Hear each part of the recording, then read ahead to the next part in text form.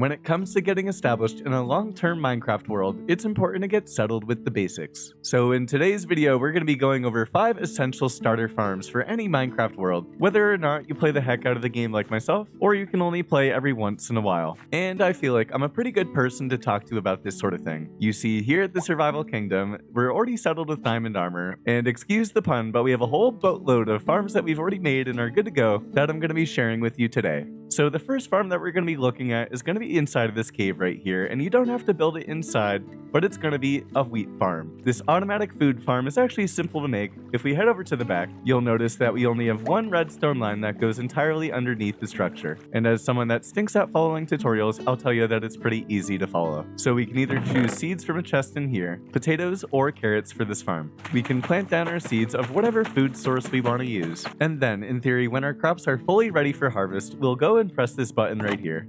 Water is going to shoot down from these 3 dispensers, and we'll have a full harvest that gets dispensed into this chest right here. Now, you may be thinking, Slip, why would you ever make a farm like this? I mean, if I'm just at the start of the game, why would I take all this time to make a redstone farm for wheat? Well, my response to you is, why are you going to chop down all those trees for sticks to give to the Fletcher? Chopping wood is one of those non-renewable things in Minecraft. You see, there are 2 things in Minecraft that can be a bit of a pain: chopping tons of trees and harvesting tons of crops. And although trees are relatively easy to find and farm, it's actually a little bit better to hold on to those. You see, I'm a Minecraft builder, and I don't want to have to get rid of any of the wood that I've chopped. So if you plant a field just like this at the beginning of every single game, you can hold off on it, and eventually, over time, it's going to give you plenty of seeds and wheat, which is a painless way of getting emeralds while holding on to your hard-earned wood at the same time. And one more thing is that since I have this farm underground, I did want to mention that it's important to have appropriate lighting in the area. Some farms like sugarcane don't have to have any light conditions in order to grow, but wheat, carrots, and potatoes do, so make sure that if you're building underground that you keep that into consideration. I build this wheat farm in every single Minecraft world right from the get-go because I know how important it is to get emeralds, and I love to be able to do that without sacrificing any wood. Now if we head over in this direction right here, we have the second of the farms on our list,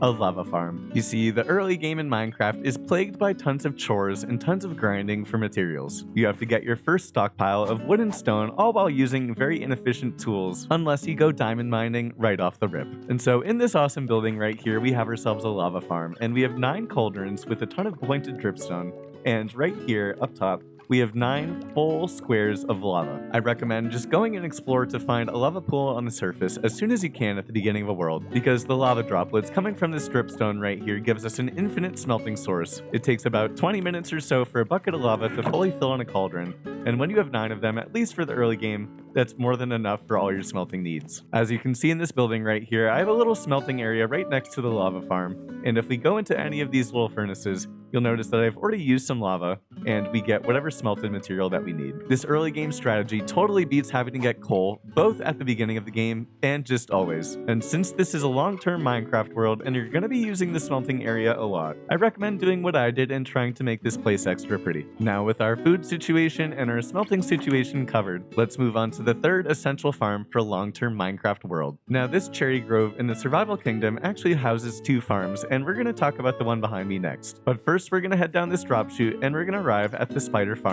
Now I recommend making this farm as soon as you find an XP spawner in your world, and based on your luck you'll either get a spider farm, a poison spider farm, a skeleton farm, or a zombie farm. As luck would have it in this world, we were able to find a poison spider farm or a cave spider farm, and as you can see, the spiders will drop through down there. I can stand here AFK waiting for spiders to spawn, and then down this ladder right here we have a killing area where we can take out our weapon. A water stream will bring the spiders right to us and we can slay at them with our sword. Now this farm is a must-have for any world. As you get into the mid-game and then eventually the end game, you'll probably want some different experience farms to get more experience. But from the get-go, it's a must to have some sort of way of getting experience easily, as fending yourself from mobs during the night can be a little bit dangerous and time-consuming. And for me, who plays in a hardcore long-term world, that's an absolute no-go. And I did want to mention real quick, by no means is this an exhaustive list of every single essential farm that you should have in a beginning Minecraft world. This is just what I find to be most essential and what I set up at first. So now we'll move on to what in most people's opinions is the most important starter farm in Minecraft. And if you haven't already guessed it, that's going to be an iron farm.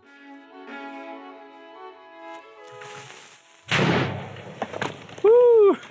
Talk about playing in a hardcore Minecraft world. I guess we'll just fill this in with planks real quick. As I was saying, build yourself an XP farm as soon as you can. But our fourth farm on the list, the iron farm. It's gonna happen again. It's gonna happen again. Oh my goodness. Get out of here, you slime ball. I'm getting this. Boom! I'm trying to record a video here, thank you. But the iron farm is probably my least favorite farm to make, but my favorite to have in any single long-term hardcore world. Any survival world, that is. And there are a ton of different iron farm types and a ton of different tutorials online. I personally use Waddle's iron farm, and you can see it up in the sky right here. But there are some awesome and efficient iron farms that go underground, and I think I'm going to experiment that with the next hardcore series. But the mechanic behind all iron farms is always the same. You have 3 villagers up in beds, and then, although we don't happen to have it at the moment, in that center area right above my head, right here is where a zombie goes. The zombie perpetually scares the villagers, making them run around in their beds and causing an iron golem to spawn up in here. We have a water source that will drop the iron golem right into a lava pit,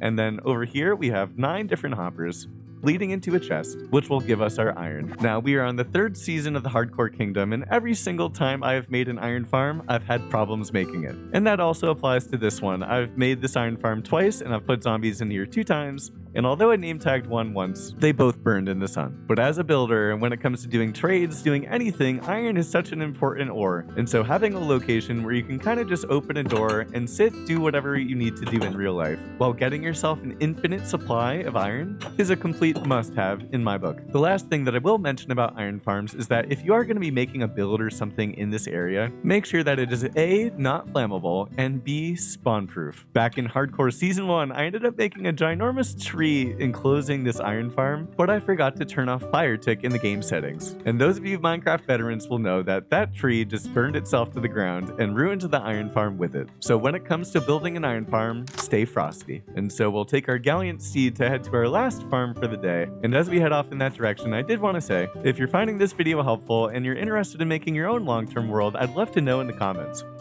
That could have been bad. This is kind of a different style than how I normally make videos, and so the best way to let me know that you'd like this sort of thing going forward is with a like and a subscribe. Now we'll bring our horse over in this direction because we're gonna head back down underground in this cave for the last farm of the day. And this swanky looking farm right here is a sugarcane farm. Now when it comes to the beginning game in Minecraft, having sugarcane for paper and books is incredibly important. But then when you get to the mid game, it's also just as important to have paper so that you can make firework rockets. And in my opinion, manually harvesting sugarcane is a pain in the membrane. So I've followed this tutorial right here. It's by Duty Boy, and I'll leave it in the description below. But the way that this farm works is that we have this hopper minecart that's spinning around right here, and we have a ton of pistons with observers on top of them. So when the sugarcane reaches 3 blocks tall, the observer will notice it, and then it'll pull out these pistons right here, which will chop off the whole stack. For whatever reason, the hopper minecart is able to pick up the sugarcane stalks even underneath this dirt block right here, and it deposits the spoils into this chest. And you'll notice we don't have too much sugarcane yet because I actually just made this in the last episode, and I really do love the design, but we still have plenty more hoarding of sugarcane to do. And our design even looks out at the cave below us, which I think is awesome. But ladies and gentlemen, that is going to be my take on 5 essential farms that you need for any long-term world. Minecraft, however, is a game with infinite possibilities, so don't feel like this is the only list of what you need to have in a Minecraft world, even just as a beginner. There's tons of farms out there on the internet and tons of tutorials to follow online. Once again, if you enjoyed this video and you found it helpful, please do consider leaving a like on the video. And if you're interested in the story of the last 273 days in this hardcore world, I'll leave the playlist linked down in the description below. And lastly, if you're still lurking around here, please leave in the comments one good thing that's happened to you this week.